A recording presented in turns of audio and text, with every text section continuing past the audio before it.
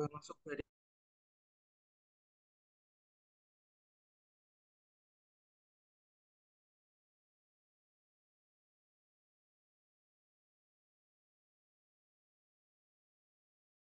Warahmatullahi wabarakatuh. BKB. Terima kasih. Udah bisa masuk. Ya, terima kasih kepada Bapak Antoni atas pimpinan doanya. Baik Bapak Ibu yang berbahagia, acara selanjutnya adalah penyampaian materi hasil survei penilaian integritas yang akan disampaikan oleh Ibu Inspektur Jenderal. Sesi ini akan dimoderatori oleh Inspektur Investigasi. Namun sebelum memulai sesi ini, izinkan saya membacakan CV Bapak Inspektur Investigasi.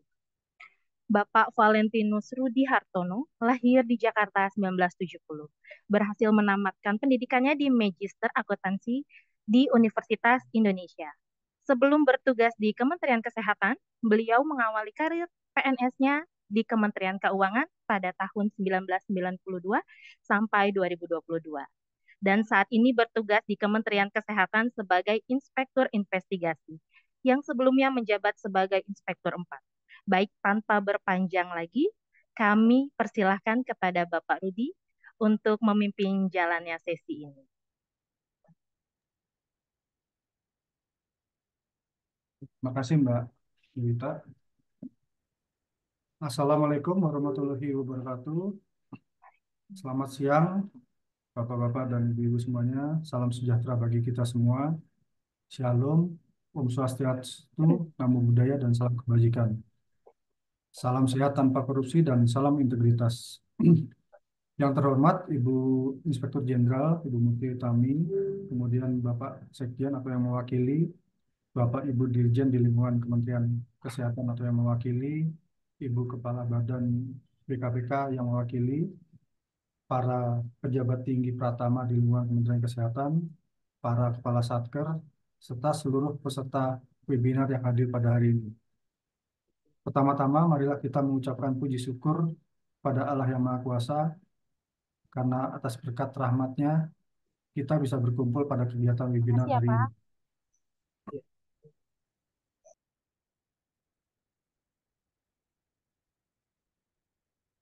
Hari ini webinarnya bertemakan penyampaian hasil survei penilaian integritas KPK untuk Kementerian Kesehatan tahun 2023.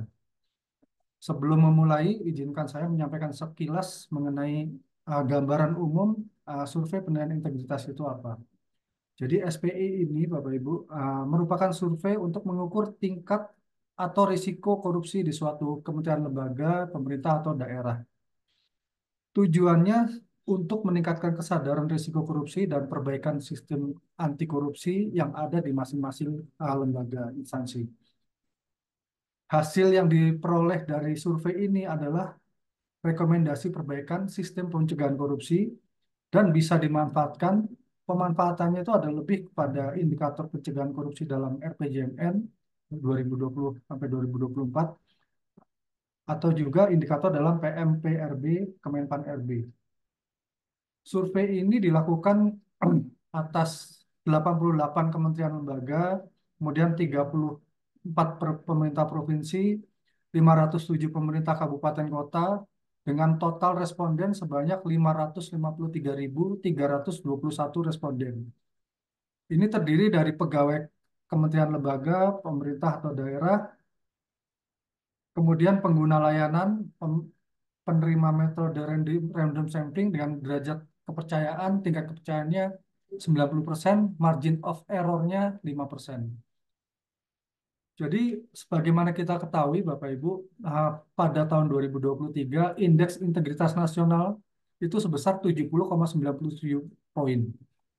Hasil ini turun secara nasional 0,97 poin dibandingkan tahun sebelumnya yang sebesar 71,94 poin. Ini sebetulnya serius bagi kita, Bapak Ibu, bagi kita semuanya, karena menunjukkan bahwa Indonesia setidaknya untuk tahun 2003 lebih rentan korupsi dibandingkan tahun sebelumnya. Jadi sebagaimana diketahui, skor kita pada 2022 34 di ranking 110, sedangkan pada 2023 memang 34 juga. tapi di ranking 115. Jadi kita turun 5 tingkat. Mungkin itu gambaran yang bisa saya sampaikan sebagai moderator. Mungkin untuk kita lebih mendalami masalah webinar apa survei penilaian integritas ini, bersama kita hadir Ibu Murti Utami selaku Inspektur Jenderal Kementerian Kesehatan yang akan membahas lebih dalam mengenai indeks SPI ini, baik dalam sisi level resiko maupun hal-hal lain yang terkait dengan implementasi maupun upaya-upaya pencegahan lainnya.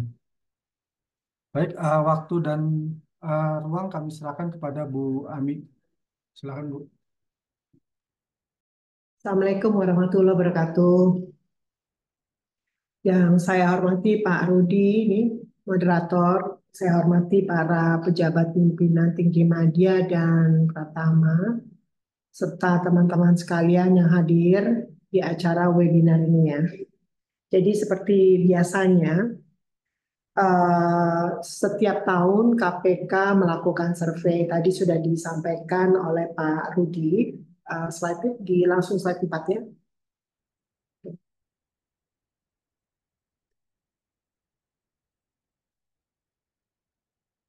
Oke, Pak Rudi sudah menyampaikan tadi beberapa manfaat dari penilaian integritas. Jadi teman-teman sekalian, KPK setiap tahun sudah menyampaikan, sudah melakukan survei terhadap semua kementerian dan lembaga terhadap penilaian integritas dari sebuah institusi di pemerintah kita ya. Nah, ini Pak Rudi sudah menyampaikan bagaimana manfaatnya. Betul, tadi yang disampaikan Pak Rudi adalah bagaimana peta risiko dari korupsi ini bisa kita petakan ya, bisa dipetakan dengan baik oleh hasil survei ini.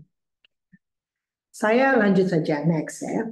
Nah, kalau dilihat dari responden yang menjawab dari pertanyaan survei dari KPK ini dibagi ada 3 ya. Ada dari internal, eksternal, dan expert. Internal itu pegawai Kementerian Kesehatan sendiri yang mana nih? Nah ini ya pegawai Kementerian Kesehatan sendiri, mereka yang sudah bekerja minimal 1 tahun di Kemenkes.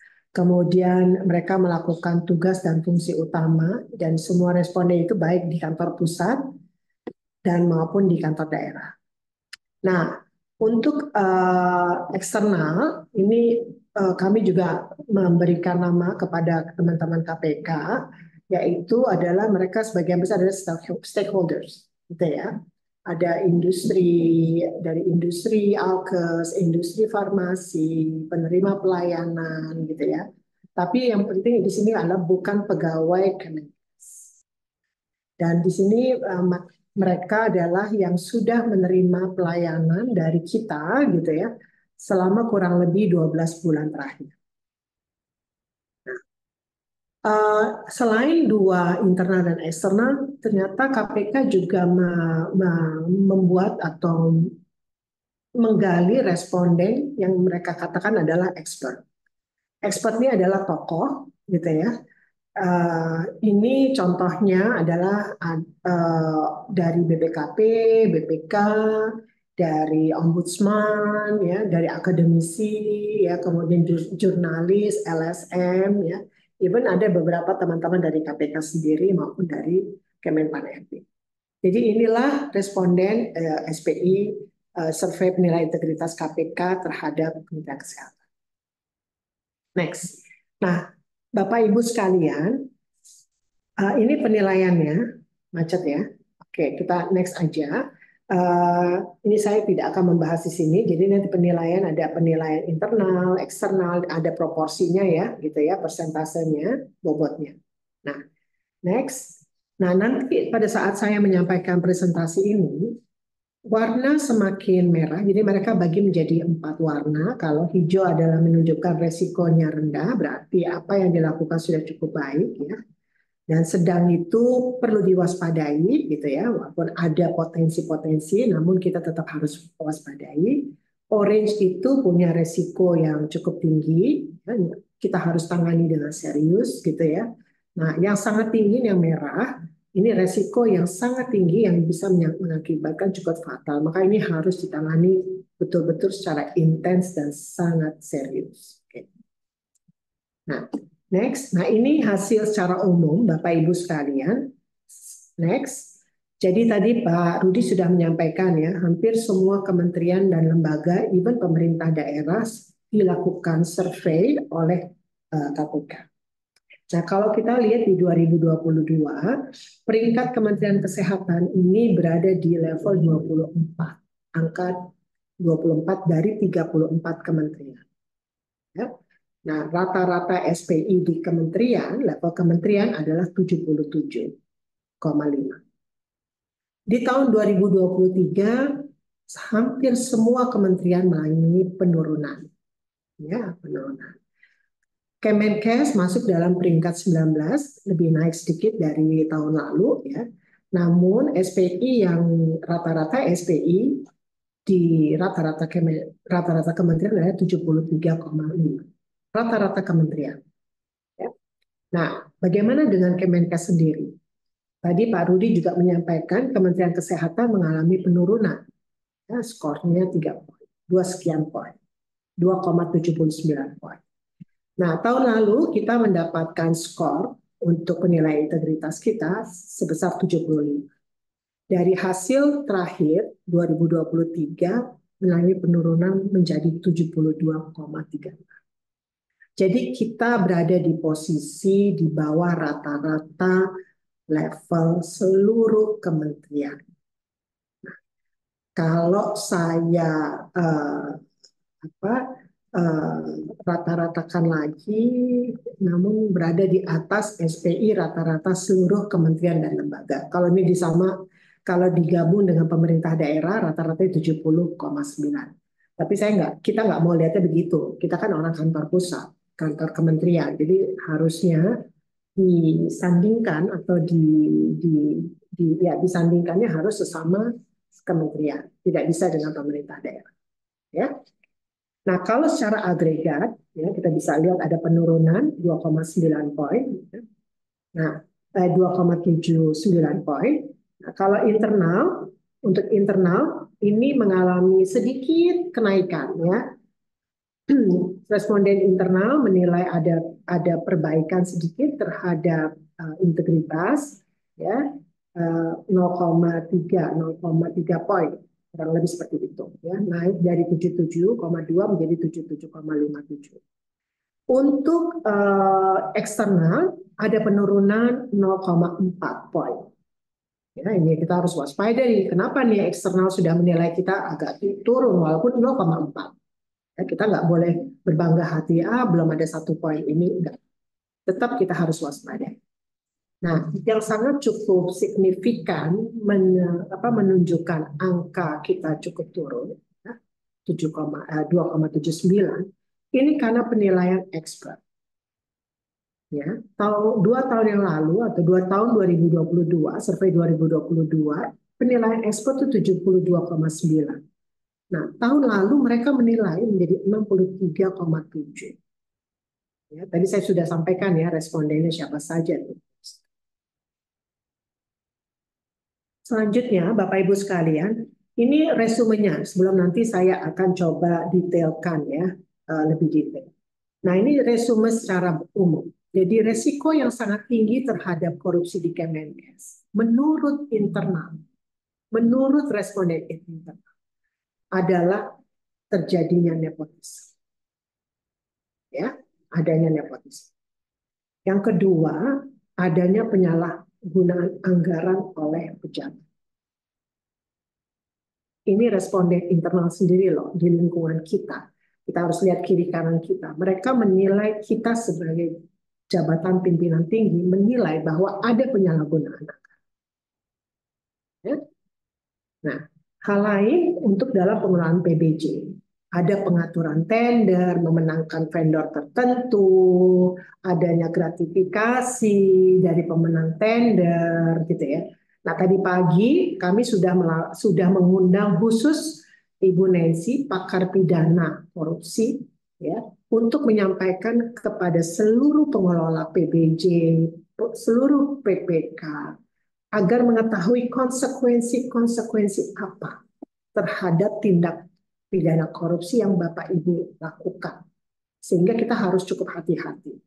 Ya, tadi banyak hal kalau misalnya pemerasan gitu ya, itu bisa dipenjarakan paling singkat 4 tahun, paling lama 20 tahun. Itu udah tadi secara gamblang disampaikan oleh Bu Nancy tadi pagi. Mudah-mudahan teman-teman seluruh pengelola PBJ, PPK ya, dan seluruh pengelola keuangan, SPI, SKI mendengarkan hal itu. Kemudian, menurut expert, jadi expert menilai resiko yang sangat tinggi itu adanya suap, adanya pungli, adanya konflik kepentingan dan intervensi dari beberapa pihak. Dan expert mengatakan juga bahwa transparansi kita kurang baik, terutama di dalam akuntabilitas anggaran dan pengadaan barang dan jasa. Hal lain yang terakhir adalah bagaimana objektivitas kebijakan SDM itu buruk. Ya. Dalam mendeteksi dini korupsi itu cukup lambat. Jadi Bapak Ibu sekalian, terutama poin 3 ini bukan hanya menjadi tanggung jawab IC. Bapak Ibu sebagai pemimpin satuan kerja memiliki kewajiban menjaga, mendeteksi potensi-potensi apa yang terjadi atau potensi yang kemungkinan bisa terjadi atau mengalami atau memiliki tingkat korupsi yang seperti apa. Ya. Ini untuk yang resiko tinggi, tadi yang resiko sangat tinggi. Ya. Internal mengatakan pengelolaan SDM ya, untuk promosi, mutasi itu masih dipengaruhi oleh kekerabatan. Kemudian pengelolaan anggaran, ada penyalahgunaan perjadin honor. Ya, nanti saya contohkan nih beberapa hal, gitu ya. Kemudian ada trading influence, ada pengaruh-pengaruh dari sekelompok orang, gitu ya, terhadap penentuan program, pemberian izin, pemberian sanksi, denda, rekrutmen dan sebagainya. Dan PBJ, penyalahgunaan anggaran PBJ, serta risiko-risiko terhadap integritas ya. Bekerja tidak sesuai ketentuan, menggunakan fasilitas kantor. Ini kemarin saya sangat ribut tuh 2 tahun lalu saya presentasi ini masih aja pas sampai tahun ini masih saja menggunakan fasilitas kantor untuk kepentingan pribadi. Nanti saya sampaikan. Ya teman-teman siap-siap aja nanti kalau perlu saya sampaikan sakernya di sini. Gitu ya. Eksternal. Nah, eksternal ini juga mengatakan masih ada mereka memberikan gratifikasi, gitu ya. Terus kemudian suap, gitu ya. Ada beberapa yang juga mereka nyatakan bahwa ada kegiatan atau aktivitas tidak sesuai dengan SOP. Ada perlakuan-perlakuan istimewa khusus untuk sekelompok orang, sekelompok perusahaan dan sebagainya. Ya, ini pandangan dari eksternal. Oke, kita mau coba kupas. Saya mau mulai dari expert, karena menurut saya expert lah yang paling jelek ya, menilai integritas kita. Jadi kalau lihat dari semua grafik-grafik, kalau kita lihat yang tadi saya sampaikan, merah itu sangat tinggi. Gitu ya. Lihat di tahun 2023. Ada 7 poin. Ya. Dari 12 itu menunjukkan gitu, kenaikan atau level resiko yang sangat tinggi. Saya mulai dari suap. Dari responden yang menjawab, 52 mengatakan bahwa sering terjadi praktek suap di Kementerian Kesehatan. Mereka dengar, mereka lihat. Kedua, pungli. Expert juga mengatakan bahwa sering ada pungli di Kemenkes. Saya masih mendengar ya, untuk mendapatkan kamar, untuk mendapatkan tempat tidur di pelayanan rumah sakit vertikal kita, masih ada orang yang bisa menerima uang untuk mendapatkan kamar. ASN kita. Saya masih dengar. Ya, ASN. Dan even pegawai outsourcing kita. Contoh beberapa rumah sakit saya pernah ketahui karena saya pernah ditelepon oleh beberapa teman. Katanya kamarnya penuh, tiba-tiba didatangi satpam. Oh, ibu mau cari kamar, saya bantu. Gitu kan? Kan udah aneh tuh menurut saya. Ada seorang satpam gitu ya, penjaga, security, malah mampu mencarikan kamar. Tapi lucu kan, berarti mereka nanti minta sesuatu dari pasien tersebut. Gitu kan? Tuh, hati-hati nih buat teman-teman yang memberikan pelayanan. Jadi jangan terlena gitu ya, bornya naik gitu kayaknya wah pendapatannya naik. Coba lihat turun ke bawah. Benar enggak? Gitu ya. Nah, hal lain juga nih konflik kepentingan. Ini masih banyak dan sering terjadi. 52%. Jadi hati-hati ya Bapak Ibu sekalian. Nih, penetapan remon juga nih. Kan ini ada konflik kepentingan juga nih. Ada diskresi, permintaan diskresi sana sini gitu kan. Ini juga ini terpengaruh oleh konflik kepentingan juga. Jadi saya minta tolong kita harus betul-betul. Saya rasa ini betul apa yang disampaikan expert.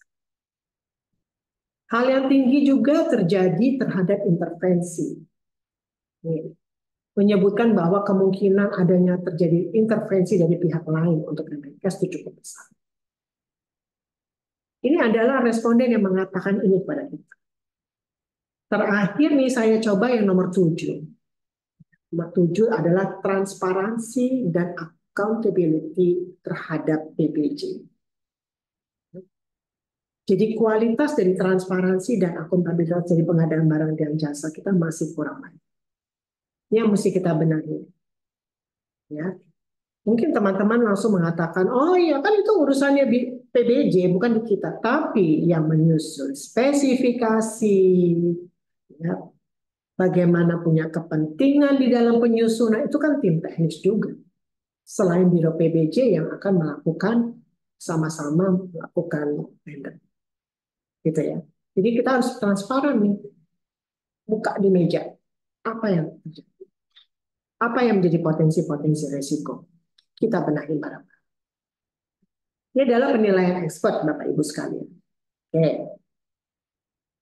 Nah, kedua adalah next adalah penilaian dari eksternal. Ya, eksternal walaupun nilainya terhadap kita sudah mulai cukup baik, tetapi kita harus patut tetap waspada karena kita punya dua resiko tinggi di dalam transparansi dan keadilan terhadap layanan. Di sini teman-teman mungkin tidak adanya kejelasan atau kurang jelasnya SOP pelaksanaan gitu ya terhadap pelayanan. Harusnya kita cukup jelas memberikan, oh habis dari sini ke sini gitu ya. Ya. Walaupun hanya 5% dari responden yang mengatakan ini, tetapi kita harus juga mulai hati-hati. Karena ini walaupun demikian, dia eksternalnya turun. Yang tadi saya bilang 0,4 poin. Ya. Ada perlakuan istimewa, gitu ya, atau maaf, kemudahan mengikuti SOP. Kita nggak transparan membuat itu di dalam sistem pelayanan, mestinya harus jelas. Contoh misalnya kalau waktu itu saya untuk membuat paspor, itu sudah jelas itu dari sini akan sekian menit, dari sekian menit. Gitu. Jadi sudah tahu begitu lewat dari sekian menit kita boleh protes. Ini juga di dalam pelayanan memberi izin gitu ya kadang-kadang sulit gitu harus ada pihak ketiga yang ngedaftarin bukan perusahaannya gitu. Kok boleh? Gitu. Nah ini hal-hal gini yang karena membuat perusahaan-perusahaan itu merasa ya nggak mudah sih karena nggak ada transparansi di dalam prosedur. Ini bukan saya yang buat, tetapi ini yang harus kita berkaca terhadap ini. Ini masih ada yang salah dari apa yang kita lakukan. Oke, next. Integritas pegawai. Yang resiko tinggi kita lihat kewajiban di luar ketentuan terhadap pengguna layanan. Ya, mengatakan bahwa Masih kita harus, atau penerima pelayanan masih harus memberikan uang, barang, fasilitas kepada pegawai kita supaya kita dilayani. Gitu. Ini masih ada dari eksternal mengatakan hal seperti itu. Oke, next, integritas ya. Bagaimana upaya pencegahan korupsi? Saya lihat ini sudah cukup baik. Ada media pengaduan, eksternal mengakui kita sudah cukup baik. Ya. Artinya sudah banyak yang di atas rata-rata. Ya, saya nggak kupas di sini. Oke. Upaya pencegahan korupsi lainnya untuk eksternal. Ya. Next, Nadia. Makanya Bapak Ibu sekalian, saya titip untuk seluruh kepala satgas untuk selalu melakukan himbauan anti korupsi. Bapak Ibu sekalian disumpah untuk menjabat menjadi seorang pimpinan. Ya, harus terus berkampanye, harus terus melakukan sosialisasi anti korupsi. Nggak usah mengeluarkan uang banyak-banyak, ya, bikin spanduk, ya. Cukup webinar ini aja. Nggak ada cost, saya nggak perlu ngeluarin uang untuk konsumsi. Tetapi harus sesering mungkin dilakukan oleh Bapak Ibu sekalian. Nah, kita tahu teman-teman sekalian, semua eselon 1 itu sudah menjadi ahli pembangun integritas. Dan semua, ya, dan selain eselon 1 ada beberapa ketua-ketua SPI. Dan hal lain juga ternyata Bapak Ibu sekalian, kita ketahui sudah ada penyuluh anti korupsi, ada 209 penyuluh anti korupsi. Ya. Mereka harusnya bisa tuh menjadi penyuluh di satker-satker Bapak Ibu sekalian. Di Jenyankes itu ada 23 penyuluh anti korupsi. Mereka harusnya melakukan himbauan atau kampanye anti korupsi. Ya, di Ditjenkesmas nggak ada sama sekali penyuluh anti korupsi, ya, nggak mau ngirim orang, belum mau ikut untuk mendapatkan sertifikasi, gitu kan? Sekjen sudah ada 1 orang penyuluh anti korupsi. Di Jen P2P sudah ada 18 orang sebagai penyuluh anti korupsi. BKPK sudah 2, di Jenakes sudah 155. Ya. Walaupun ini mereka hampir sebagian besar adalah dosen, karena mereka dapat kredit dari hasil pendidikannya, gitu ya. Tapi harusnya juga di kantor pusat harusnya ada. Di Farmakes baru 1. Jadi Bapak Ibu sekalian, menurut saya sangat kurang adanya penyuluh-penyuluh anti korupsi di lingkungan Kemenkes. Jadi ini Bapak Ibu, ini adalah beberapa rekomendasi yang diminta oleh teman-teman KPK untuk memperbaiki. Saya ingin lebih dalam ke internal. Saya lebih suka ke internal karena menurut saya lebih ini ya, lebih ya. Oke, next. Ini perdagangan pengaruh, trading influence. Kita lihat walaupun Bapak Ibu sekalian kita lihat resikonya sudah mulai membaik. Contoh penentuan program kegiatan yang tadinya ada pengaruh, ya, ada perdagangan pengaruh, sekarang sudah dalam resiko sedang, sudah turun, ya, sudah cukup. Pemenangan tender masih tuh tinggi resikonya, nanti kita kupas, gitu ya. Izin dan rekomendasi teknis juga masih tinggi, ya. Ya, negosiasi sanksi denda-denda itu bisa dinego, coba itu tetap masih tinggi. Contoh ya Bapak Ibu sekalian, dari 3 hal yang sangat tinggi. Jadi kami sendiri di Inspektorat Jenderal sudah menemukan ada beberapa ya, pengelola PBJ yang sudah mau bertemu dengan penyedia di sebuah restoran, di sebuah tempat di luar kantor untuk melakukan negosiasi. Saya kemukakan. Nanti kalau udah ketahuan orangnya, nanti saya umumkan pada Bapak Ibu sekalian. Gitu ya. Udah. Bayangin, di situ mereka sudah bisa mulai melakukan negosiasi untuk menentukan pemenang-pemenang, untuk menentukan siapa yang akan ikut di dalam tender itu. Makanya nggak heran HPS kita kadang-kadang udah bocor.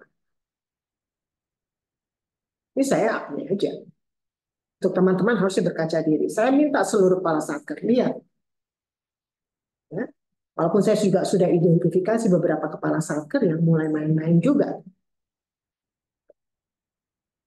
Nah, hal lain yang masih tinggi adalah bagaimana izin dan rekomendasi teknis. Saya berharap ini untuk pemberian izin harus ketat. Ya. Harus ketat dan harus tersistem, harus transparan. Nggak boleh ada peluang-peluang lain. Dan harus bisa tampak seperti apa. Transparansi menurut saya sangat jelas. Karena saya masih juga suka terima pengaduan dari berbagai LSM. Ya, next. Pengelolaan SDM. Yang masih tinggi adalah bagaimana pengaruh golongan organisasi alma mater ya pada saat promosi dan mutasi. Ya. Ini dari internal kita, responden internal kita menyatakan masih ada pengaruhnya. Jadi masih tinggi resikonya. Gitu ya. 28% mereka mengatakan seperti itu. Kita akan terus perbaiki dan kami akan Pak Menteri dan semua pimpinan sudah menentukan talent-talent ini menjadi calon. Jadi nggak ujuk-ujuk datang. Jadi kita nggak lihat selalu dari awal. Tapi ini hal yang betul menurut saya, beberapa hal, contoh di rumah sakit, gitu ya, rumah sakit vertikal, bagaimana selalu menjunjung tinggi alma mater. Yang boleh masuk adalah alma maternya. Yang boleh masuk adalah orang sekelompoknya. Kalau di luar itu mereka nggak akan dapat kredensial, nggak akan diterima. Itu masih ada ya Bapak Ibu sekalian di teman di lingkungan kita. Jadi saya harap tidak ada lagi seperti itu. Nah, yang menarik pengelolaan anggaran. Sebagian besar adalah level resikonya tinggi.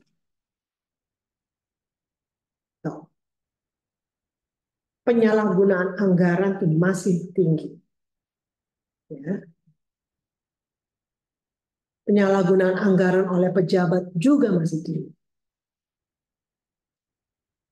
Ada sebuah pertemuan yang dilakukan oleh sekelompok kumpulan dari ya ada sebuah pertemuan di satu daerah gitu ya, satu kota. Pertemuannya nggak ada duitnya, gitu kan? Tapi terus dicari-cari karena yang akan datang adalah orang penting.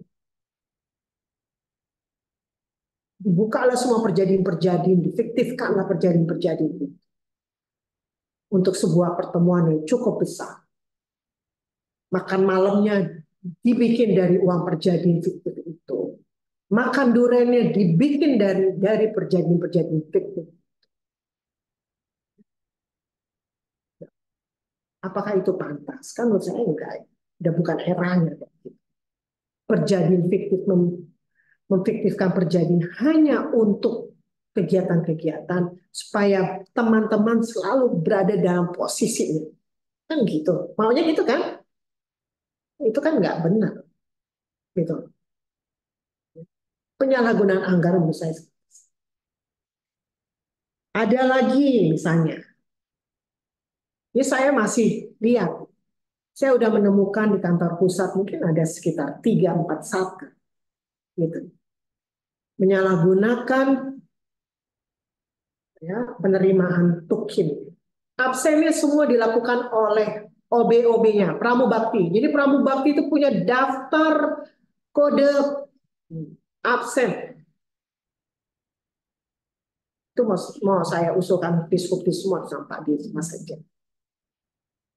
Pantaskah kita seperti itu? Kita cek di rumahnya, mobilnya masih ada ternyata di rumahnya. Sampai kami begitu. Kami cari rumahnya. Ternyata dia belum keluar dari rumah. Tapi absennya udah jalan, kita lihat di office. Jadi hati-hati ya teman-teman. Menurut saya benar banget nih, penyalahgunaan pengelolaan anggaran itu tuh masih tidak baik. Kita malu mestinya kayak begini. Menuntut tukin 100% tapi kelakuan kita masih begini tuh malu banget. Saya. Gitu. Coba dong gitu. Coba orang yang sadar, orang yang waras ingetin dong sama yang enggak gitu. Itu kan penting banget. Kalau kita tahu salah kok malah takut ngingetin orang. Harusnya berani kita mengingat. Kita mau biarkan ada maling-maling di sekeliling kita. Kita adalah kementerian yang harusnya kita jaga kehormatannya, bukan kita biarkan menjadi tempat-tempat maling-maling, orang yang suka ngambil di sini gitu. Ya, itu dalam pengelolaan anggaran. Next, apa lagi? PBJ. Ini. Ya. Buat teman-teman lihat, ini jelek banget nih. Merahnya banyak banget di 2023. 2022 merahnya cuma 2 gitu ya. Walaupun kuning juga tinggi. Ini 2023 merahnya 4. Coba nih. Ada pemilihan diatur, kualitas barang nggak sesuai gitu ya. Melihat vendor memberikan sesuatu. Kemarin saking kesel ya saya. Masih ada vendor gitu ya. Buat saya hina banget. Vendor membawa 2 kotak Krispy Kreme donat ke Direktorat Fasiankes. Saya bukan aja di sini. Saya nggak tahu siapa yang pesan, siapa yang terima, tapi menurut saya nggak pantas. Saya ikutin. Jangan dipikir saya nggak bisa lihat. Begitu keluar dari ruang itu, donatnya ditinggal, nggak ada. Iya kalau itu isi donat. Isinya uang itu sangat mungkin. Nggak pantas banget. Gitu. Apakah itu udah baik? Apakah kita bangga menjadi orang Kemenkes kalau kita masih terima kayak gitu? Mau dong, gitu. Kasih 2 box donat crispy. Saya masih mengasumsikan donat loh. Yang which is bisa saja itu isinya uang. Gitu. Saya masih melihat teman-teman penyedia naik-naik ke ruangan, ya. Vendor-vendor bisa naik ke atas. Dari hotel-hotel bisa naik ke atas. Saya bingung ada petugas hotel gitu ya naik ke atas. Jadi kalau Bapak Ibu sekalian, saya pernah ngecek di tahun 2023 itu Kemenkes tuh tamunya ada berapa sih gitu ya. Saya cek. Ternyata tamunya itu hampir 24.000 tamu yang terdaftar. Yang nggak terdaftar saya yakin banyak. Karena saya pernah menemukan ada penyedia tuh punya kartu identitas. Punya ID card Kemenkes. Saya tahu itu ada. Makanya sekarang saya udah mau pasang gate khusus. Tidak ada itu kartu identitas tidak bisa dipakai. Biar ketahuan siapa sebetulnya yang masuk. Kalau bukan penyedia. Penyedia itu siapa? Gitu. Tahu saya, ada satker yang ngasih kartu itu saya tahu siapa. Gitu. Dia bisa lalu lalang, bisa masuk ke ruang-ruangan kita. Apa iya kita di driven seperti itu? Kayaknya kan nggak pantas banget. Terus mereka bisa masuk ke ruangan-ruangan, duduk layaknya kawan gitu ya. Jadi saya minta nanti sih semua ya di sekretariat GC harus membuat ruang tamu di setiap lantai. Mereka tidak diperbolehkan masuk lagi ke ruang direktorat. Pasang CCTV lagi kalau perlu double. Supaya tidak ada fitnah. Gitu. Jadi transparan kerjanya. Jadi kita nggak perlu ada dusta. Ya benar nggak tuh? Si ini terima ini, si ini terima itu. Kalau tidak terbukti kita jelas. Jangan sampai teman-teman penyedia tuh naik-naik ke atas dengan terus kita bangga lagi tamunya penyedia-penyedia bawa-bawa barang lagi buat kita ya ampun. Saya rasa udah nggak enaknya kayak gitu ya. Saya udah mengidentifikasi satker-satker yang penuh dengan risiko. Saya udah identifikasi. Salah satunya Direktorat Fasiankes. Maka saya profiling orang-orang. profiling semua pejabat-pejabat di Kemenkes. Fit in nggak dengan satker yang penuh dengan resiko? Ya. Ini ya, ini jeleknya kita ya, Bapak Ibu harus lihat nih. Jangan bangga gitu ya. Integritas. Oke, ini nepotisme ya. Ya. Jadi suku, agama, kekerabatan. Saya minta semua kepala satker lihat kembali. Apakah satu task force atau satu pokja itu terdiri dari satu alma mater kah? Apakah terdiri dari satu suku kah? Campur harusnya. Nggak boleh sama. Nggak boleh satu rumput. Ya. Kita harus sudah mulai berubah. Ini yang diakui oleh anak-anak kita. Ini yang diakui oleh responden kita ya Bapak Ibu sekalian. Mereka melihat ini masih terjadi. Jadi kalau tahun depan masih ada begini berarti kan kita tidak sukses ya Bapak Ibu sekalian. Hal lain. Next. Ya, ini resiko-resikonya. Ya. Ini yang cukup signifikan menurut saya, ada nepotisme ya, 27% Bapak Ibu sekalian. Walaupun angkanya nggak terlalu besar, tetapi ini adalah potensi. Dan kalau kita biarkan, gitu ya, kita biarkan ini akan lebih buruk, Bapak Ibu. Ya. Lihat, percaya atasan memberi perintah melanggar. Masih ada loh responden mengatakan ada atasan memberikan perintah untuk melakukan pelanggaran terhadap. Tuh. Sering melihat, mendengar pegawai memberikan sesuatu untuk promosi mutasi. Buat teman-teman yang ada di kantor daerah, udah nggak usah kasih apa-apa untuk semua dirjen-dirjennya, ya, sekjen, wamen, menkes, irjen, nggak usah kasih apa-apa, nggak usah kasih oleh-oleh. Hanya untuk ingin mempertahankan jabatan saudara-saudara. Nggak perlu, udah kerja baik-baik aja, itu aja yang diperlukan. Ya, nggak perlu makanan-makanan, nggak perlu apa kain, apapun semua. Itu masih ada. Masih ada pegawai yang melihat itu. Next, Bapak Ibu sekalian, ini transparansi. Ya, kita lihat tadinya di tahun 2022 kita di atas rata. Informasi yang kita diberikan itu ada, kemudahan akses itu bagus, ya di atas rata-rata. Tapi sekarang survei kemarin di bawah.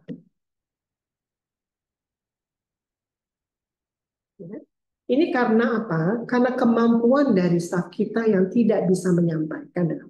Jadi saya titip ya buat teman-teman. Ini harus di knowledge management dari teman-teman yang memberikan pelayanan harus ditingkatkan. Nggak bisa cuma dijeburkan begitu aja. Next. Ini sosialisasi Bapak Ibu sekalian. Saya melihat sosialisasi sudah mulai cukup baik. Ya. Saya minta terus dilakukan, gitu ya. Keteladanan pimpinan sangat penting. Ya. Kita sebagai kepala satgas, sebagai eselon 1, sebagai eselon 2, kalau kita aja masih senang dapat oleh-oleh, gitu ya, dibawain, diservis, terus disiapin mobil bagus, kayak layaknya Pak Menteri datang, gitu ya. Ternyata mobilnya mobil rekanan, gitu. Itu aneh menurut saya. Itu jahat banget tuh kepala satker yang di daerah menyiapkan seperti itu. Itu jahat sekali. Itu menjebak. Ya, menurut saya itu jahat banget. Tapi saya juga heran juga gitu ya. Pimpinan-pimpinannya juga seneng banget dikasih mobil bagus-bagus. Padahal nggak ada mobil itu pernah dibeli oleh satker tersebut. Harusnya bertanya, nih uangnya dari mana dapat mobil kayak gini? Kenapa saya bisa pakai mobil bagus ini? Uangnya nyewa dari mana? Gitu. Buat teman-teman hati-hati. Udah kelihatan siapa nih penjilat-penjilat. Kan Pak Menteri sendiri bilang kemarin, penjilat-penjilat masih banyak. Ya. Next. Ini sosialisasi. Ya. Apa yang harus dilakukan, Bapak Ibu sekalian, ini ada beberapa penilaian untuk upaya pencegahan, gitu ya. Saya titip whistleblower ini harus dibangun dengan baik, gitu ya. Pelapor itu jangan dikucilkan, justru kita tindak lanjuti. Apa sih? Ya, jadi alhamdulillah kami juga terus melakukan tindak lanjut atas pengaduan-pengaduan. Dan saya minta ya, bahwa keteladanan pimpinan itu perlu banget sebagai upaya. Dan mereka percaya, 82 responden mengatakan bahwa ya, telah memberikan keteladanan. Ayo terus, jangan kurang-kurangin. Gitu. Ini pimpinan tertinggi instansi. Pak Menteri sudah memberikan contoh yang terbaik. Ya.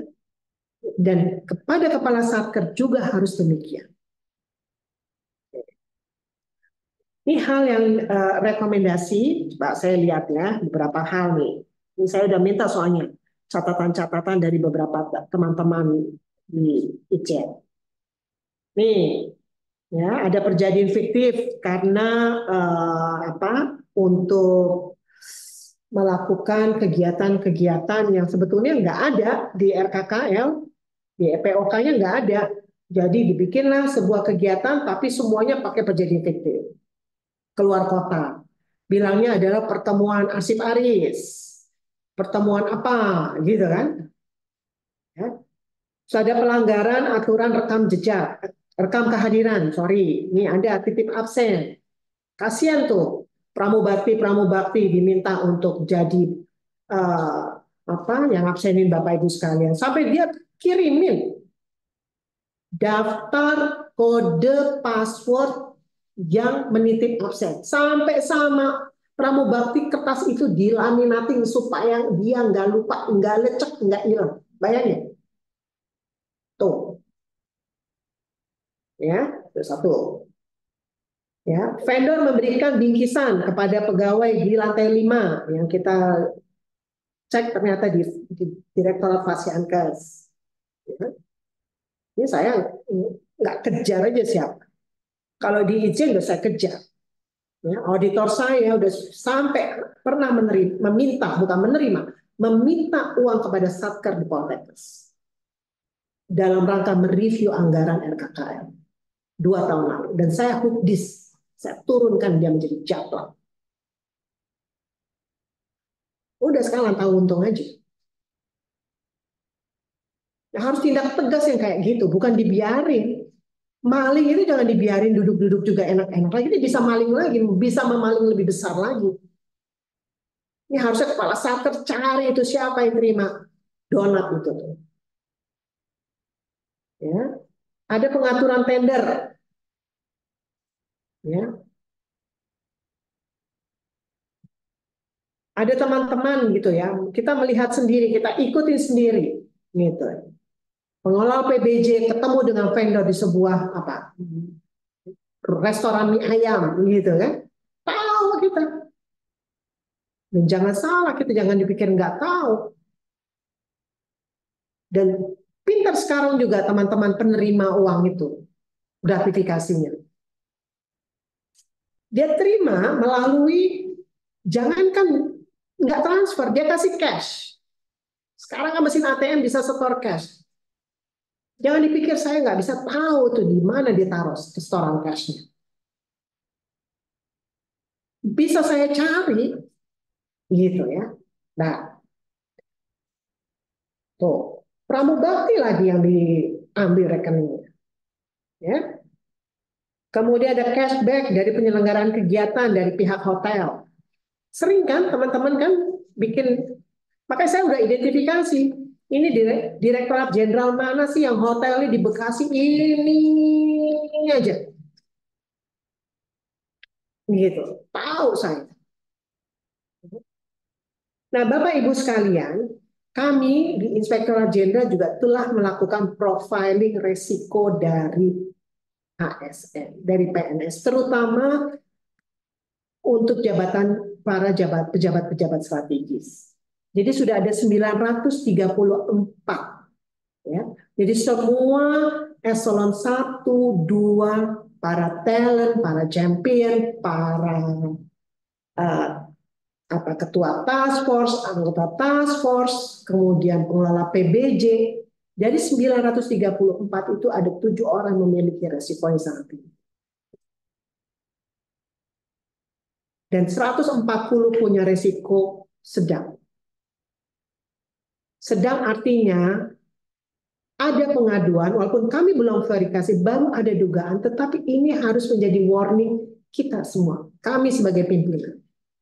Pantaskah dia naik menjadi jabatan yang lebih tinggi kalau dia pernah ada pengaduan seperti itu?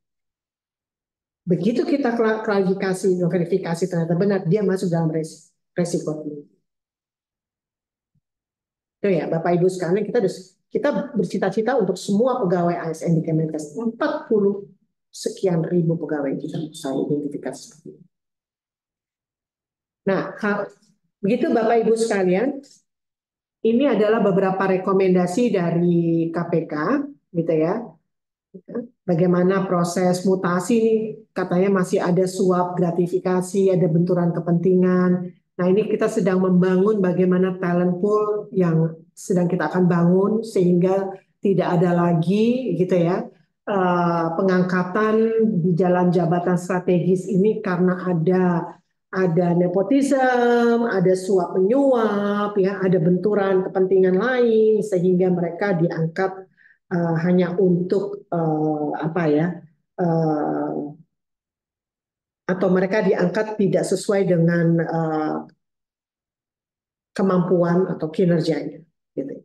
Jadi saya rasa itu Bapak Ibu sekalian yang perlu kita hati-hati. Angka kita 2 tahun berturut-turut, tetap aja nih. Angka kita 2 tahun berturut-turut itu turun. Ya, turun Bapak Ibu. Tadi kita tuh hampir 78 gitu ya. Turun menjadi 76 2022. Turun lagi sekarang gitu ya jadi 72 gitu. Jadi turun terus, nggak naik tapi turun terus gitu. Sedih gitu rasanya. Saya kerja 30 tahun ya, kok masih aja gitu. Yang saya bingung tuh perjanjian fiktif tuh kok masih aja orang pengen gitu ya. Aneh buat saya.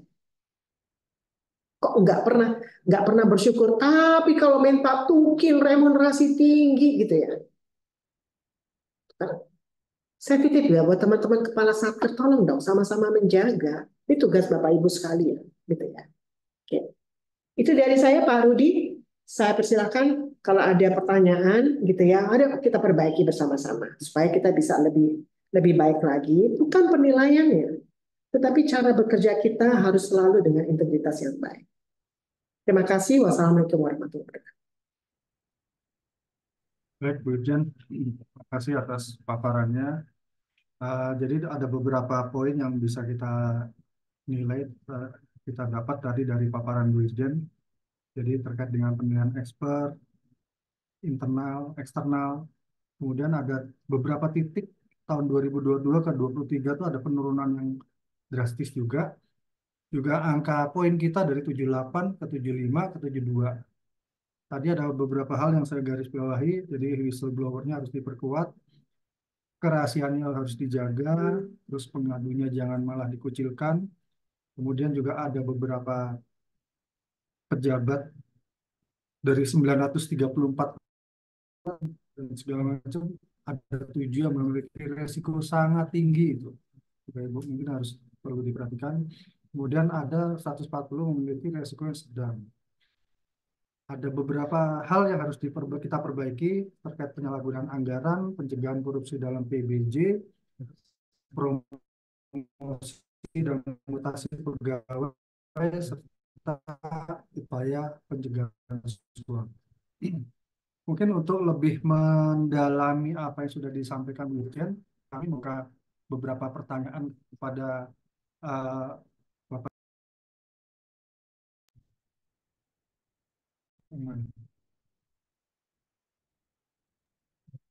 Oke, Pak Rudi. Pak Rudi freeze apa aku yang freeze ya? Oke. Saya Bu, Assalamualaikum. Oke.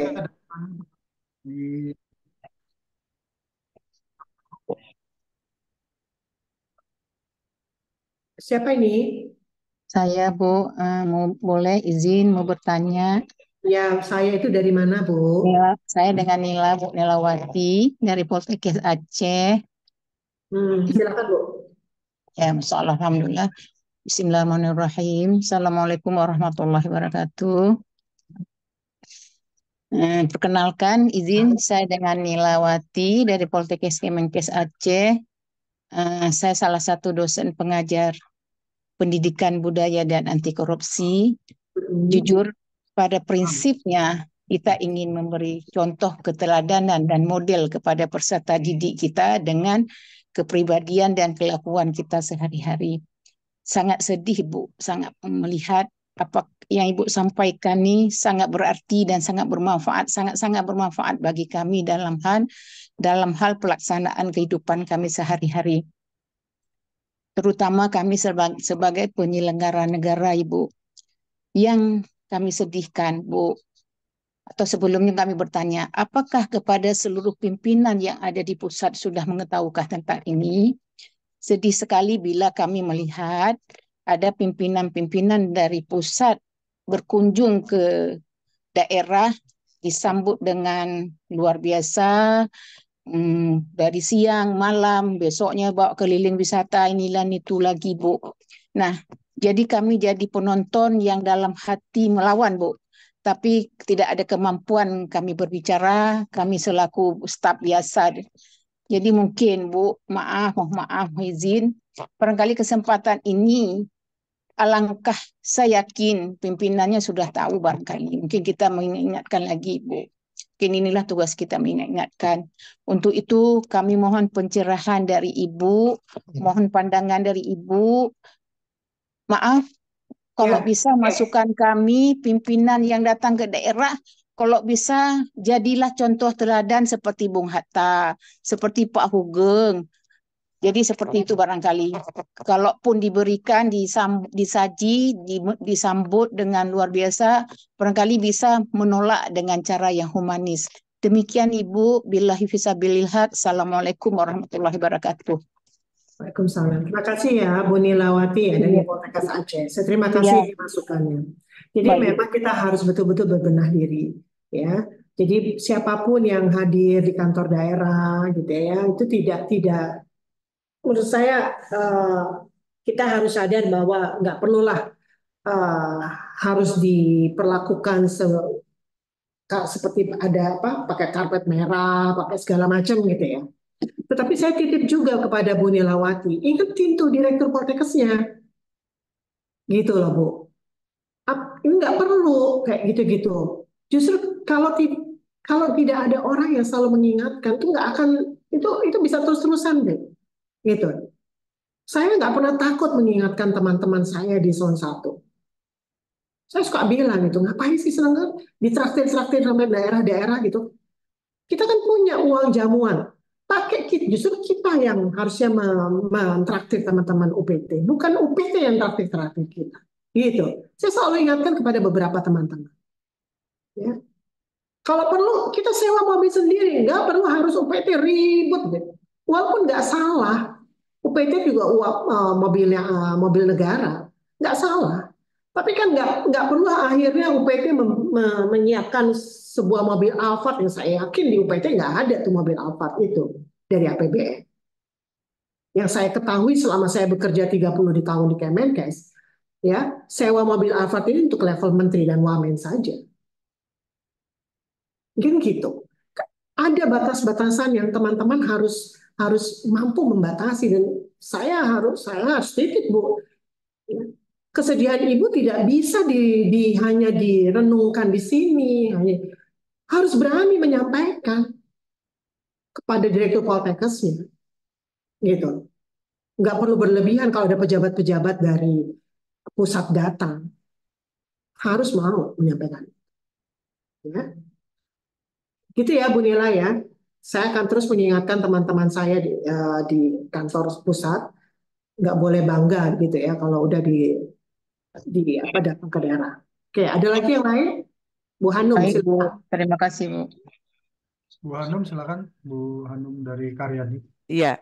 Assalamualaikum warahmatullahi wabarakatuh. Selamat siang Bu Irjen. Terima kasih atas paparannya. Ya, sebetulnya ya kami juga cukup prihatin ya dengan tadi yang dipaparkan oleh Ibu, walaupun eh, tidak tidak terlalu menurun penilaiannya dibandingkan dengan tahun 2022. Kami sebagai Satker UPT yang ada di daerah Ibu, yang dan merupakan salah satu di antara beberapa UPT yang mohon maaf, menjadi subjek atau mungkin bisa menjadi objek ya, terkait dengan integritas, terkait dengan nepotisme dan lain sebagainya. Apakah penilaian yang dilakukan oleh KPK ini juga bisa diturunkan di tingkat UPT, Ibu?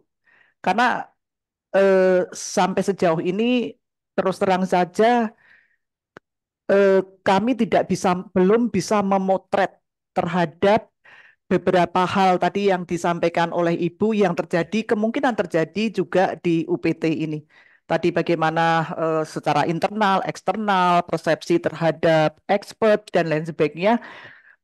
Rasa-rasanya kami di UPT juga perlu memahami hal itu. Jadi apakah ini bisa diturunkan penilaian ini di tingkat Satker, atau apakah dari hasil penilaian yang sudah ada ini yang dilakukan oleh KPK ini ada yang bisa di-cascade di UPT, Ibu?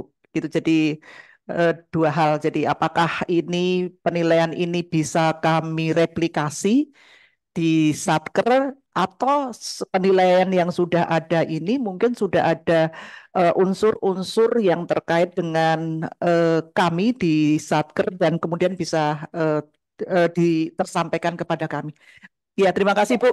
Kami berkomitmen untuk menjaga marwah Kementerian Kesehatan dan mudah-mudahan kita semua bisa juga menjaga hal-hal yang harus menjadi tanggung jawab kita tentang integritas, tentang nepotisme dan lain sebagainya. Ya, terima kasih Ibu. Ya, makasih ya Bu Hanum. Jadi gini, kalau yang KPK ini respondennya tidak hanya di kantor pusat. Jadi kita ngasih acak Bu, nomor telepon, kan kita pakai data SIMKA, Sistem Informasi Kepegawaian yang ada di Biro SDM.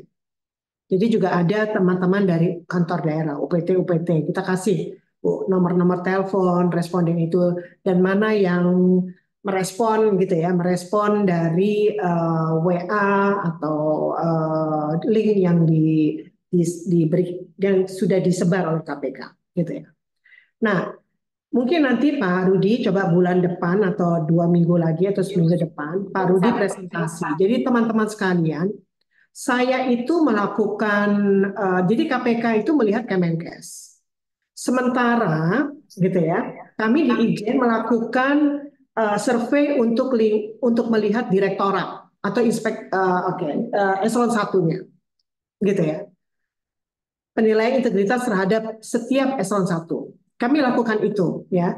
Jadi ada tuh nanti mungkin Pak Rudi minggu depan atau setelah ini gitu ya, lain kesempatan bisa menyampaikan hasil dari kata data Pak. Yang kurang lebih pertanyaannya sama Bu. Karena saya responden KPK juga, gitu ya. Saya satu responden KPK dan saya juga teman-teman di tempat saya juga ada jadi responden kata data yang which is saya meng-hire atau menyewa pihak ketiga untuk melakukan survei penilaian integritas terhadap unit utama. Jadi ada Bu nanti hasilnya. Jadi di Dijen Yankes itu apa yang kurang, ada Bu. Gitu. Dan untuk diketahui buat Bapak Ibu sekalian, hanya Kemenkes lah yang melakukan itu. Ini sudah diketahui oleh teman-teman KPK, gitu. Ya. Nah, ini yang saya juga sudah sampaikan kepada Inspektur Pembina untuk melakukan pembinaan dari aspek resiko-resiko yang dilakukan oleh kemarin pihak ketiga kami, gitu ya, surveyor kami. Jadi Bu Hanum, nanti kita coba cascade. Nanti Pak Inspektur dengan Pak Rudi akan coba cascade di lingkungan Yankes itu sebetulnya apa sih, gitu ya, yang menjadi masalah itu apa, gitu ya. Apakah trading influence atau apa itu mesti dilihat, gitu ya, supaya kita sama-sama memperbaiki itu. Cuman tidak bisa di level Satker loh. Oh Karyadi kayak apa, nggak bisa Bu, karena ini kan survei Bu, gitu ya. Ini ada pertanyaan di chat box. Saya nggak akan jawab Dewan Pengawas gitu ya. Nih nggak usah ya kita jawab ya. Nah, ini kan kewenangan BLU-nya sendiri nih. Whistleblower terjamin keperasaannya? Iya. Ya. Kita akan mencoba selalu menjamin karena whistleblower kami itu sudah connected dengan whistleblower KPK, terhubung, gitu ya. Nah, terus yang terakhir nih ada pertanyaan Bu Naning, tapi di sini pertanyaan di atas dari saya, Mas Iman, gitu ya. Aku nggak tahu nih, sebenarnya yang nanya Mas Iman atau Betul. Mas Naning, gitu. Ayo Mas Iman, Mas, ini Mas Iman. saya. Oke. Kan, Pak. Terima kasih Bu Ami. Assalamualaikum warahmatullahi wabarakatuh. Waalaikumsalam. Ya, saya sebetulnya begini, selaku mantan pejabat, saya kagum sebetulnya dengan apa yang telah Mbak Ami kerjakan, ya, program-program yang cukup keras dan ini. Ya. Di sisi lain, saya sungguh sangat kecewa melihat SPI, survei penilaian integritas kita yang 3 tahun ini kok justru menurun. Nah, pertanyaan saya, kira-kira ke depannya Mbak Ami akan mengerjakan program apa? Artinya apakah ada perbaikan atau melanjutkan ini dengan sedikit perubahan dan lain-lain. Dan itu yang ingin saya sebetulnya saya pengen sekali ya melihat integritas kita ini meningkat lah. Paling tidak ya mungkin ya walaupun sedikit ya Mbak Ami ya. Mohon maaf. Jadi di satu sisi saya kagum dengan program-program yang Mbak Ami jalankan. Tapi di sisi lain saya sungguh sangat kecewa lihat 3 tahun belakangan ini SPI kita turun. Gitu Mbak Ami. Ya, demikian. Terima kasih. Assalamualaikum warahmatullahi wabarakatuh. Waalaikumsalam. Makasih Mas Iman. Ini memang challenging ya buat kita ya Mas ya. Gitu. Karena terus terang nih kalau saya boleh sampaikan, ini kan banyak kepala satker nih, pimpinan di sini. Nggak berani mengeksekusi, nggak berani menegur.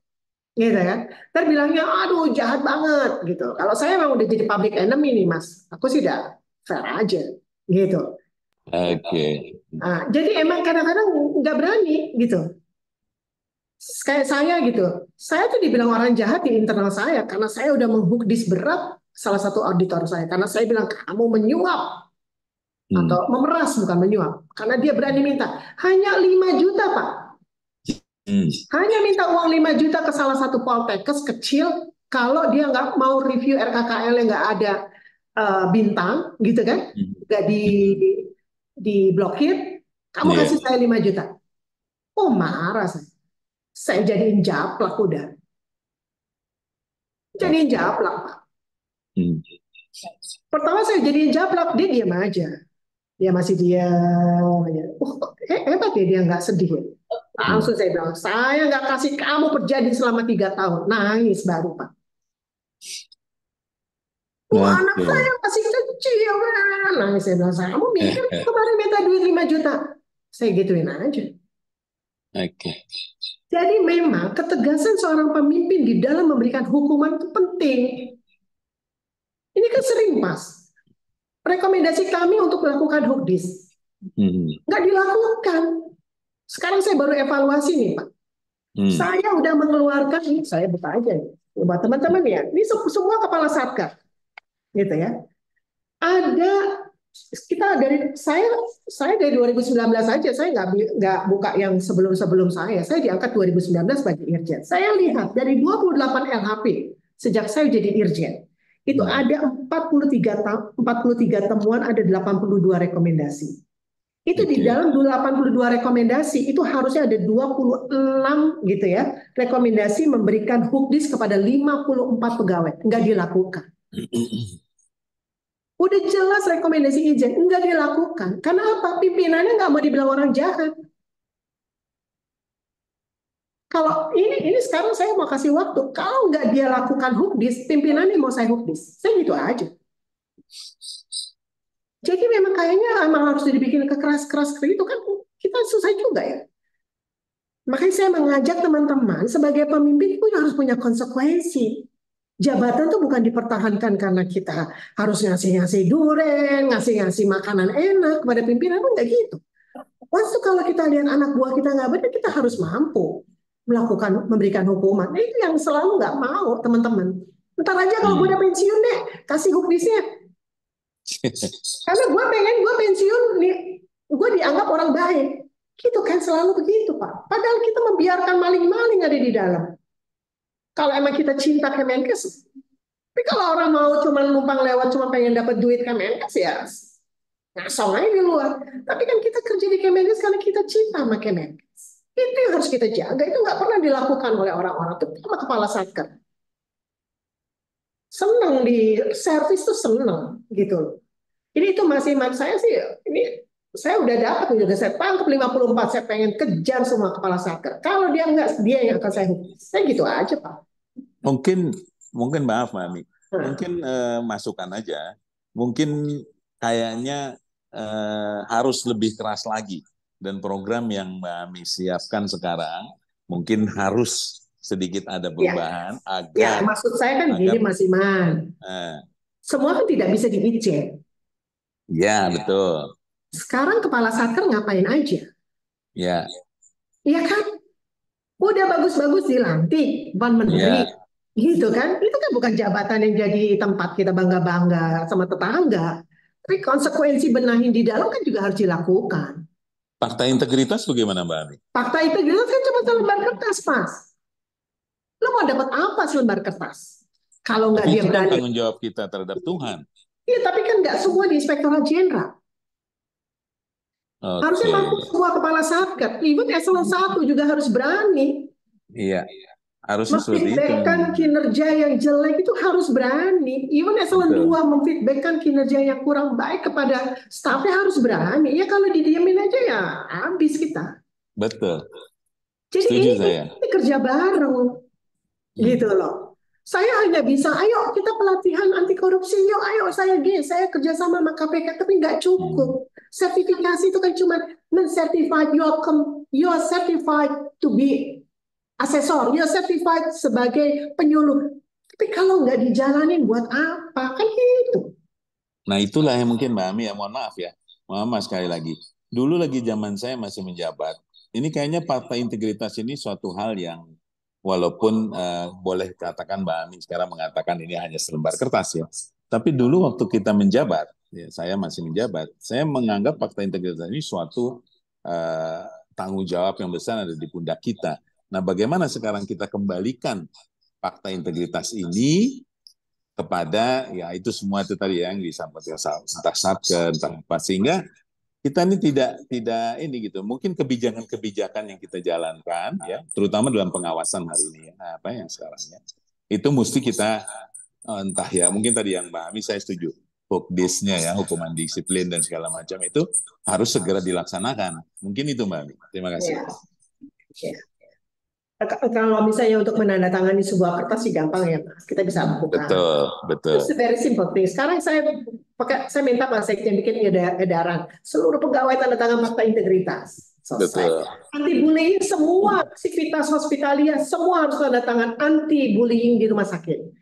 Sampai saya ancam-ancam, kalau nggak mau tanda tangan, silakan keluar dari rumah sakit vertikal kami. Sampai bilang begitu. Iya, betul. Kan selesai, itu gampang Pak. Tapi bullying selesai, no, nggak jamin saya. Iya betul sekali. Ya kan? Jadi itu harus, saya minta semua Pak Satker harus punya pandangan yang benar-benar bagus. Dan harus berani. Ya. Itu kalau hidupnya pengen dipuji melulu, gitu ya susah. Saya pernah dalam satu diskusi. Hidup itu nggak perlu pujian. Kan gitu. Betul. Saya pernah dalam satu diskusi ya, mohon maaf Mami. Sampai saya terus terang saking keselnya saya sampaikan. Kalau Anda mau kaya, Anda nggak usah jadi ASN. Betul. Itu sampai saya sampaikan itu di dalam satu diskusi. Demikian Mbak Ami. Oke, thank you ya Mas Iman masukannya. Oke, terima kasih. Terima kasih Mbak. Yang lain, boleh yang lain silakan. Silakan Bapak Ibu. Ini di chatbox ada pertanyaan Bu. Ada lagi? Coba turun. Saya bacakan ya Bu. Risiko integritas mungkin bisa ditekan salah satunya dengan penguatan integritas. Jika satker telah berupaya melakukan penguatan integritas, misalnya dengan sharing knowledge tentang integritas secara rutin, lalu bagaimana cara mengetahui apakah upaya tersebut sudah berdampak atau belum di organisasi kita, khususnya di level satker. Ini dari BKK kelas 1 Pekanbaru. Nah, teman-teman ini juga kalau bisa melakukan survei sendiri, gitu kan? Apalagi misalnya kayak BKK, rumah sakit vertikal, Poltekkes kan adalah unit memberi pelayanan. Lakukan aja survei, pakai Bitly singkat gitu. Setelah orang itu mendapatkan pelayanan, mereka suruh melakukan survei. Apakah ada faktor uang atau materi atau gratifikasi yang harus saudara atau pelanggan berikan kepada kami sampai harus bisa selesai gitu urusannya gitu ya. Itu bikin aja survei sendiri gitu loh. Dan gampang, nggak perlu harus pakai pihak ketiga kayak saya. Kalau saya kan hanya menilai semua direktorat jenderal. Cukup besar, saya perlu uang 100 juta untuk itu, gitu ya. Tapi untuk BKK, saya pikir cukup dengan Bitly. Gampang loh. Pakai survei, pakai QR code. Banyak anak-anak sekarang tuh bisa. Minta mereka, misalnya Bapak mau apa? Untuk periksa kapal, gitu kan. Minta mereka kapal yang sudah diperiksa melakukan survei, mengisi survei teman-teman gitu. Jadi itu selalu jadi feedback dan evaluasi itu gitu. Dievaluasi, saya rasa itu bisa menjadi pemodelan gitu. Bukan berarti teman-teman harus nunggu dari hasil survei saya nggak mungkin men-survey langsung ke BKK Pekanbaru, tapi saya bisa untuk di eselon 1 gitu ya. Oke ya, tuh. Ada Kalau satu udah baik lagi nanti Bu kita yang lihat ya evaluasi ya ini dari BKK Pekanbaru. Oke, silakan Pak Rudi. Izin Bu, Ya, dari Pak mana? Fihir. Dari mana Pak? Sebutkan asal. mohon izin saya Firdaud dari BKK Ternate Bu, Pak izin. Akan Pak. Terima kasih atas kesempatannya. Saya mau menyampaikan, saya kan ketua tim SKI di Satker kami. Ya, Pertanyaan kami terkait dengan peran dan fungsi daripada SKI itu di Satker. Yang pertama adalah bagaimana tanggung jawab kita atau bagaimana mereview terkait dengan tata kelola organisasi, manajemen risiko, dan pengendalian internal. Untuk itu ya selesai tadi yang disampaikan bahwa Ibu terkait dengan hasil survei. Di sini dari KPK sendiri, saya mau semacam saran dan masukan sedikit terkait dengan bagaimana sih kalau kiat-kiat kita sebagai tim SKI untuk bagaimana mereview atau bagaimana menilai terkait dengan semua tata kelola yang ada di satker kami masing-masing, sehingga ada pemahaman yang sama supaya untuk bagaimana meningkatkan atau menindaklanjuti dari hasil survei yang tadi. Oke, baik, terima kasih ya Pak Firdaud ya. Oke, khusus untuk Pak Firdaud nanti akan dihubungi oleh Budian. Budian Dipo adalah inspektur saya yang akan membina teman-teman BPK. Gitu ya. Bapak kan SKI, Bapak nanya, kerja aku gimana nih? Gimana cara mereview nih? Oke, itu terlalu teknis buat saya jawab. Jadi nanti Budian akan hubungi Bapak. Tolong ya Budian ya, tolong segera hubungi Pak Fihri Daud. Ini tolong diajarin cara bagaimana mereview dan peran SKI apa. Bagaimana dia untuk memetakan peta resiko. Budian tolong ya, ini soalnya udah tata kelola nih, gitu ya. Sorry ya Pak Fihri, saya lagi ngomongin anti korupsi soalnya di sini ya, gitu ya. Oke. Terima kasih. Yo, thank you. Terima kasih Pak. Ada lagi Bu, satu lagi di chat box.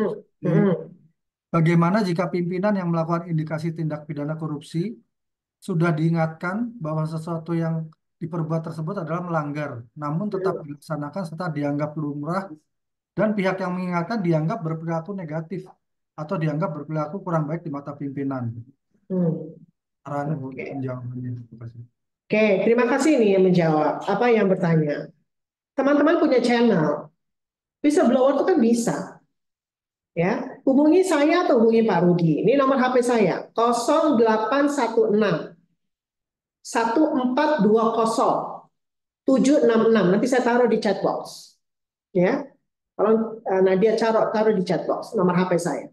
Kalau udah ke pimpinannya dikasih tahu nggak ngerti-ngerti juga telepon aja aku, WA aja aku. Pimpinannya kan turunin dari jabatannya, selesai sudah. Kan gitu. Ya, gitu ya Pak. Nah, apa lagi?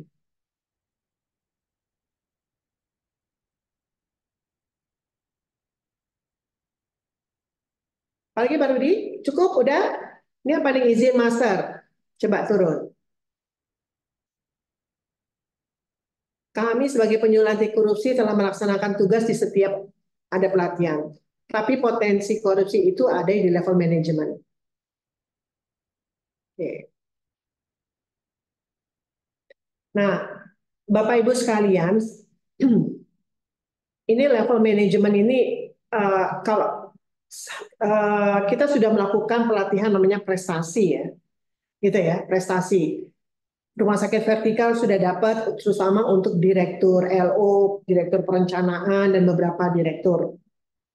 Dulu KKP juga sudah, dulu masih KKP, Poltekkes juga dirut-dirutnya sudah mendapatkan pelatihan prestasi, gitu kan? Nah, ini menurut saya Pak Yunus, harusnya mereka paham, gitu kan? Harusnya mereka paham, tahu gitu. Soalnya kami tidak punya power. Udah disampaikan apa sih sebetulnya salahnya apa, gitu.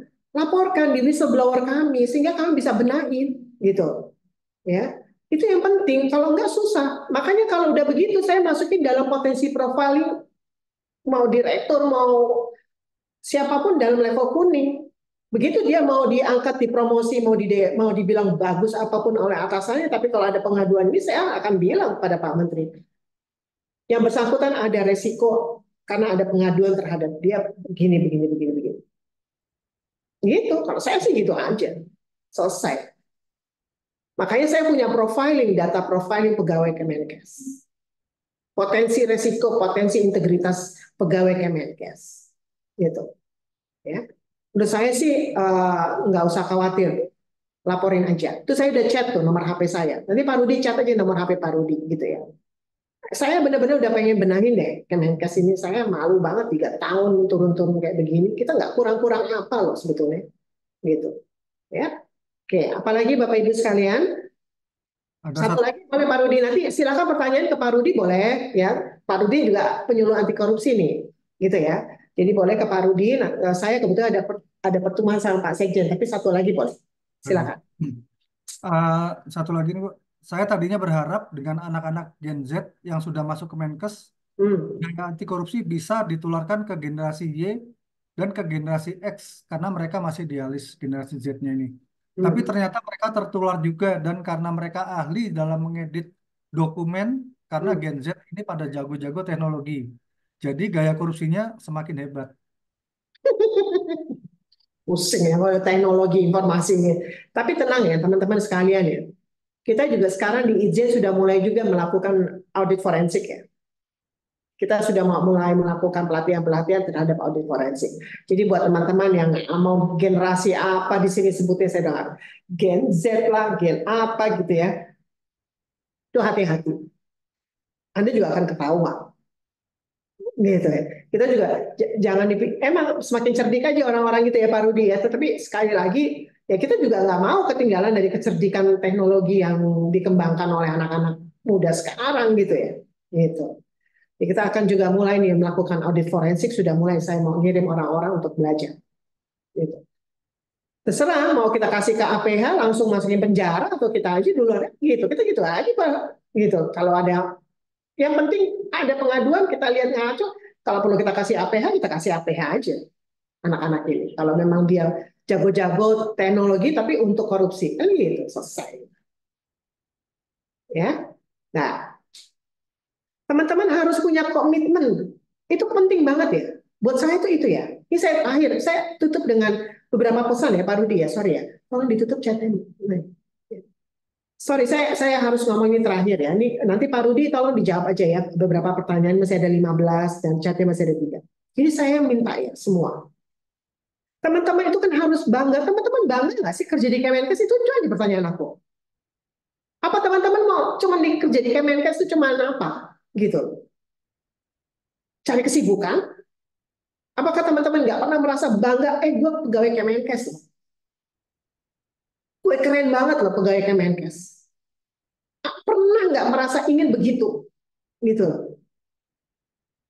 Kalau teman-teman masih selonjor, masih juga seneng di servis sana-sini, berarti teman-teman tuh nggak happy, nggak bangga. Karena nggak bisa menjaga image Kemenkes. Susah kalau itu jadi orang yang dipercaya. Jangan sampai itu, saya tuh malu banget. 3 tahun betul-betul. Dan semua pimpinan sudah saya presentasi ini di depan Rapim. Nilai kita rendah, saya presentasi ini di depan Pak Menteri di Rapim. Di Januari lalu. Ya, walaupun saya nggak bilang, oh semuanya turun Pak, enggak. tapi nggak enak, jelek, jelek banget. Nanti Pak Rudi kita punya buklet khusus kan yang Kemenkes ya. Kalau nggak salah saya pernah dapat tuh dari KPK. Di-share di sini Pak. Jangan tutup-tutupin Pak. Kalau salah ada di Sri Kandi ya Nadia. Saya pernah dapat tuh khusus. Ada khusus Kemenkes. Itu soft copy, taruh di sini. Jadi semua tuh tahu. Sebetulnya responden Kemenkes sudah di berapa ratus. Kita tuh nilainya dari 82 asal teman-teman tahu.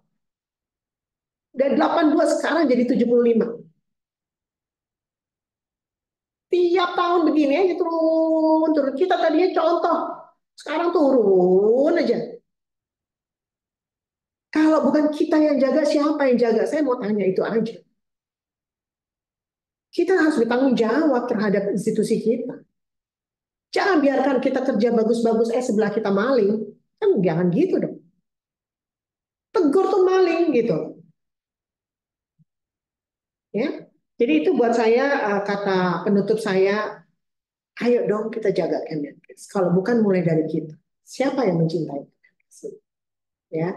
Saya titip buat teman-teman. Sorry saya emang kayak begini kayaknya. Tapi karena saya suka sedih juga. Ini kenapa sih? Masih ada aja orang cari-cari duit kayak begini. Masih aja seneng banget terima donat-donat. Gak jelas.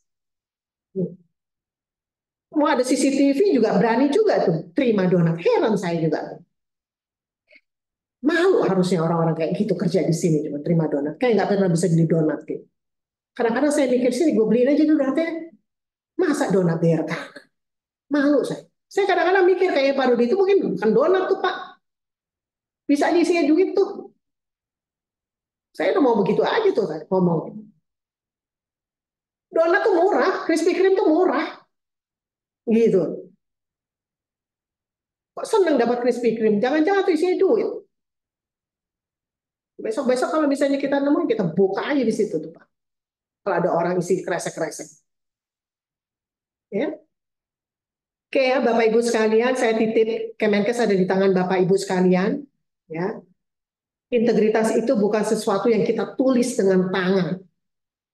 Integritas itu bukan goresan pena. Tapi integritas itu ada di sini. Di hati kita. Bukan di sini. Integritas itu bukan di kepala, bukan di pikiran, tapi di sini. Beda ini dipikir, tapi ini kita renungkan. Ini adalah di sini adalah tanggung jawab kita sama Yang Maha Kuasa. Kok di sini ini tanggung jawab kita sama Bu Irjen. Nih di kepala tuh. Tapi di sini adalah tanggung jawab kita kepada pencipta kita. Jadi saya titip buat Bapak Ibu sekalian, jangan main-main terhadap integritas. Jangan memalukan Kemenkes. Kalau berani kerja di Kemenkes, jangan memalukan Kemenkes. Itu dari saya. Terima kasih Pak Rudi. Silakan diteruskan karena saya ada. Pak Rudi sama Pak Rudi juga ya sebetulnya ya. Silakan Pak Rudi bisa minta teman-teman auditor bisa menjadi moderator karena saya sama Pak Rudi harus gelar kasus di beberapa pimpinannya dengan pimpinannya. Oke.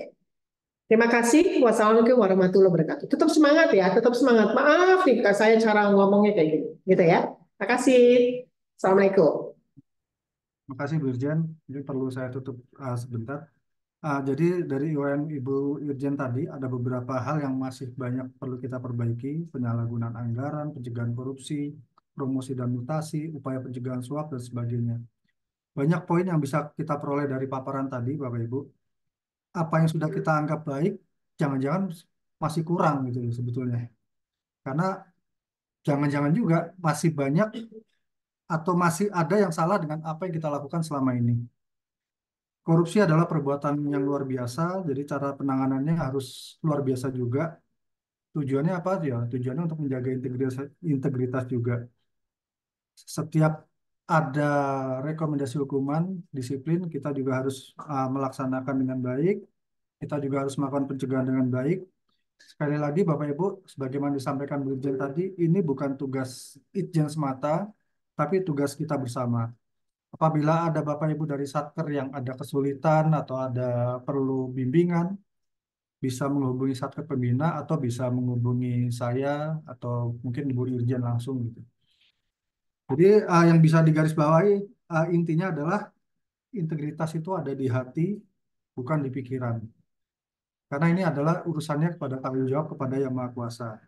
Sekali lagi, kita sama-sama menjaga diri, jaga teman, dan jaga Kementerian Kesehatan. Demikian yang bisa saya sampaikan, Bapak Ibu, untuk webinar kali ini. Mohon maaf kalau ada perkataan atau sikap yang tidak berkenan. Uh, Kami tutup dengan wassalamualaikum warahmatullahi wabarakatuh. Kami kembalikan kepada MC. Terima kasih.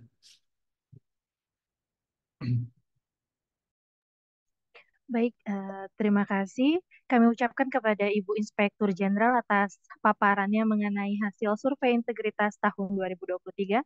Dan tak lupa kami ucapkan kepada moderator yang telah memimpin sesi ini. Semoga hasil survei penilaian integritas tersebut dan paparan yang telah Ibu Irjen sampaikan mampu dijadikan evaluasi untuk Kementerian Kesehatan untuk lebih baik lagi.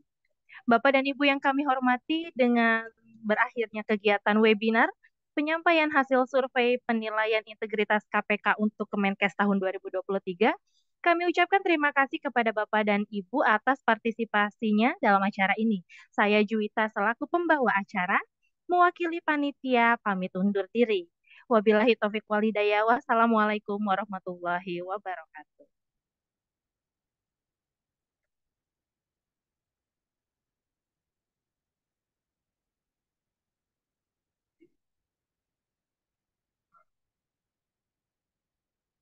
Udah.